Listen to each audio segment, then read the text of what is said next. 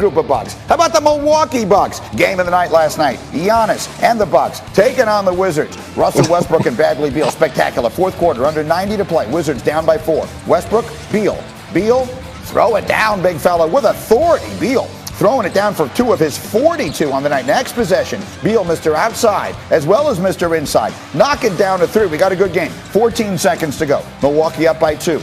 Drew Holiday probing, stepping back. 3, no good. Brook Lopez. Oh, the offensive rebound on the putback. Milwaukee up by 4. Other end, 7 seconds left. Get used to that combination. Westbrook to Beal. Beal for 3. It's good. Wizards down by 1. Stay with the play. I want you to watch what happens on the ensuing inbounds. That's Raul Neto. He's got the steal they need, but the foot is on the line. Take another look at just how close they are to getting the defensive play they need. And so instead, they get this. The Bucks inbounding. It's up and good. This is the Wizards' last chance to win it. The fling, and it's not there. Westbrook would score 29, 17 assists, 12 boards. The Bucks win it 135-134 in a good one. And so here's a look at the Eastern Conference standings, where the Sixers sit atop everybody with a 2-game lead over the Nets. Milwaukee right now, the 3 seed, 3 games back. Our basketball power index gives the Sixers a 95% chance to get the 1 seed. And so here again is Jay Will from KJZ across the hall, ESPN Radio, coast to coast. So we see the Eastern Conference standings, but I just want you to look at this number. I want everyone to just sort of focus on this for a minute, because we keep talking about the Brooklyn Nets as though they're an unstoppable machine. They have played 7 games together this season. 7. Let's make it clear. James Harden has played more games this year with the Rockets than he has with KD and Kyrie Irving together. Is that no factor? Doesn't that have to matter when we get to the playoffs? What's KD's number? 7? I mean, their whole thing around 7-11, 7's like their special number? Yeah. I mean, it's going to be 7 games going into the playoffs because James Harden is not coming back for the last couple games of the season. I'm not worried about the Nets. I'm not. You know why? I'm not worried about them defensively. Outscore them, Greeny. Outscore Kyrie Irving, James Harden, and Kevin Durant. 3 of the most prolific scorers we have in the game. They're in the top 10 prolific scorers in the game. Outscore them. Outscore them. I don't think any team in the Eastern Conference is going to outscore them. There is one team, though, that defensively might try to muck it up that can make a difference, though. And I think that's the 76ers. All right, so that was going to be my next stop. If indeed you still believe, again, I'm having a hard time wrapping my mind around the fact that they will play 7 games together and be the favorites in the conference. Okay. But they are. I accept that, and I don't disagree with you. You're telling me Philly is their biggest opposition? So there was something that happened the other night, and I know a lot of people at home was like, oh, how are you going to take this quote by this star player and utilize it towards having Philadelphia in the NBA Eastern Conference Championship? But look, I understand that people are going to be complimentary about Kevin Durant, right? But like, this is a game about, I'm trying any way possible, Greeny, to beat you to the white meat. I have to beat you. I have to go through you.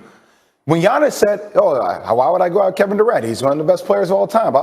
No, I don't want to hear that from you, Giannis. You think Joel Embiid's going to say that about Kevin Durant or James Harden? You think Ben Simmons? Did you hear what Ben Simmons said about the Nets before? I mean, I'm waiting for the 76ers and the Nets to have the rivalry that the NBA needs the Eastern Conference to have. This will be old school Eastern Conference basketball because these 2 teams will end up not liking each other when it's all said and done. So Mike Breen was on ESPN Radio the other day. He said he could see 3 teams coming out of the East: the Sixers, the Bucks, the Nets.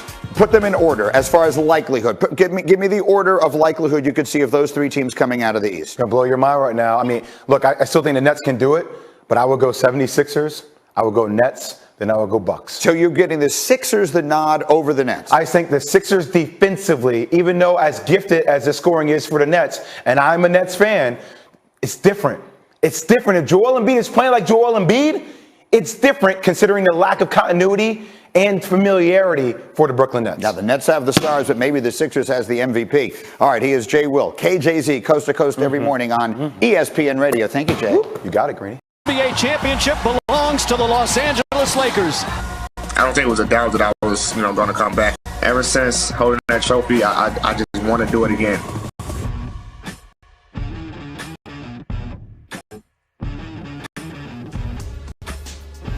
Good morning. What's going on, everybody? Welcome into into First Take on a Feel Good Friday. Fellas, we have a big show today. We have a Stevens A-list. I hear of the top 5 sports movies, and I heard it's horrible, so I can't wait for that. Michael Irvin is joining us. That's what I heard, Stephen A. There's just one movie I want to make sure is on that list, Molly. Joining us. No one that has ever associated the word horrible with me, so I'm not worried about that. No worries. It was actually horrendous. It wasn't horrible, so I screwed that up. Whatever. And Stephen A goes one-on-one with Trevor Lawrence. So big show, fellas. Let's get right into it. And we're going to start in the NBA because Anthony Davis, he was back, y'all, playing for the first time since February 14th after needing nearly 9 weeks to recover from a calf strain and Achilles tendinosis in his right leg. He started for the Lakers, was finished by halftime. He finished with 4 points, 2 for 10 shooting, 4 rebounds, 1 assist, 1 block, 1 steal. He also missed both of his free throw attempts, and LA was outscored by 13 points in the 16 minutes he played. Let's take a look now at the Western Conference standings. Marinate on that for a hot second. Jazz, Suns, Clippers, Nuggets, Lake Show rounding out the top 5. Stephen A. Smith, are you taking the Lakers or the field to win the West? Well, I haven't jumped off the Lakers bandwagon. I've always said that if LeBron and AD are healthy, they're going to be fine. But I must acknowledge, I ran into a couple of Lakers while I'm out here in LA, and obviously I know a lot of people within the organization, and consistently, while everybody acknowledges the health of Anthony Davis is vastly improved, they talk about being concerned about the conditioning. That's all that we're talking about here. But the flip side to it is that what I'm recognizing is this. Anthony Davis, 4 points, 4 rebounds last night, 17 minutes or so. You got to believe in LeBron James because these brothers just know how to play. They're 2 of the top 5 players on the planet as far as I'm concerned.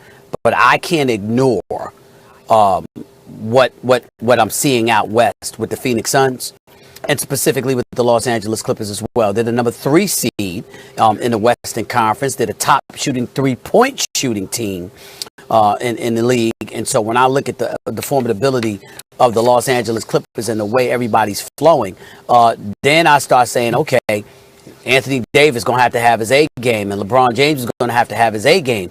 Are we sure they're going to have their A game?